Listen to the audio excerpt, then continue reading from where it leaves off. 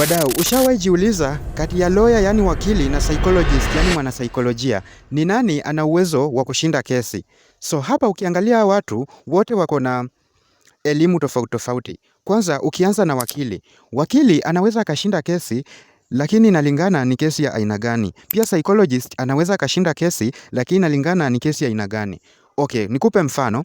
Wakili anaweza akashinda kesi ya wizi, lakini psychologist anaweza akashinda kesi ya mauaji. Wakili yeye anajua procedure za court, anajua sheria, yeye anadeal na ushahidi na anajua kuargue katika koti.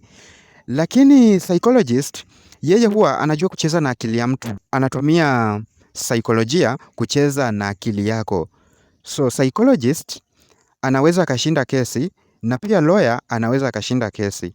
Lakini kesi inalingana ni kesi ya aina gani. Okay, usisahau kufollow, kusubscribe na pia kushare na kuachia comment yako.